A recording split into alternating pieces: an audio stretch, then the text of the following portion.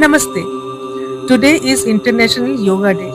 Across the world, millions of people are celebrating yoga through postures, stretches, and fitness routines. But what if I told you that yoga was never really about touching your toes? In fact, the physical postures we associate with yoga are only a small part of a much larger system designed to master the human mind. The word yoga comes from the Sanskrit word yuj, meaning to unite the body and mind, the individual and the universal, the self and the divine. Yoga is not merely a workout, it is a technology of human transformation. More than 2000 years ago, sage Patanjali defined yoga in just four words: Yoga Chitta Vritti Nirodha.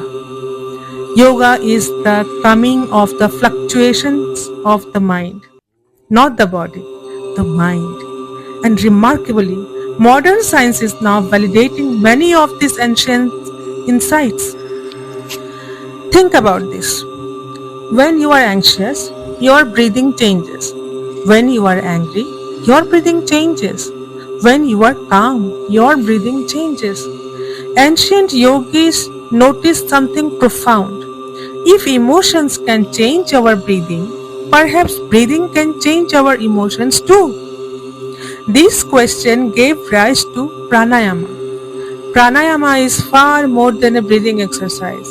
It is the conscious regulation of breath to influence the nervous system, emotions, attention, and mental state.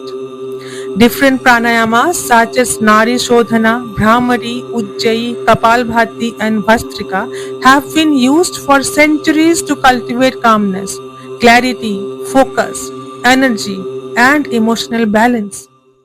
Today, research suggests that regular pranayama practice can reduce stress and anxiety, lower cortisol levels, improve focus and concentration, enhance emotional regulation, improve sleep quality, support cardiovascular respiratory health, increase resilience to stress. In simple words, breathe is one of the few functions in the body that is both automatic and under our control. Isn't it amazing? And through the breath, we gain access to the mind. But yoga doesn't stop with breath. Breath prepares the mind, and meditation transforms it. Many people think meditation means stopping the thoughts, but that is not the goal. The goal is awareness, to observe thoughts without becoming trapped by them, to realize that you are not every thought that appears in your mind. You are the one observing the thoughts. The simple shift changes everything. Instead of being carried away by worry, fear, anger, or self-doubt, we learn to watch them come and go. This is Dhyan, the practice of conscious awareness. Meditation is now one of the most researched well-being practices in the world. Studies suggest that regular meditation may reduce anxiety and stress, improve focus and memory, enhance emotional resilience, improve sleep, reduce overthinking and mental clutter, increase self-awareness and compassion. Brain scans have shown measurable changes in regions associated with attention, learning, emotional regulation, and well-being. Science is increasingly discovering what yogis understood centuries ago. A restless mind creates suffering. A trained mind creates freedom.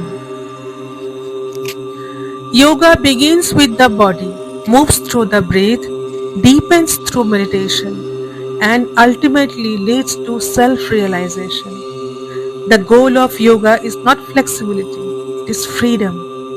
Freedom from compulsive thinking, freedom from emotional turbulence, freedom from living on autopilot. The ancient yogis were not trying to build stronger bodies, They were trying to build stronger minds. And perhaps that message is more relevant today than ever before. In a world full of distraction, yoga teaches attention. In the world full of stress, yoga teaches balance. In a world constantly looking outward, yoga invites us inward. So, this International Yoga Day, remember, the greatest achievement in yoga is not mastering a posture, it is mastering the mind. Because when the mind becomes peaceful, focused, and aware, life itself begins to transform. Until next time, be gentle on yourself.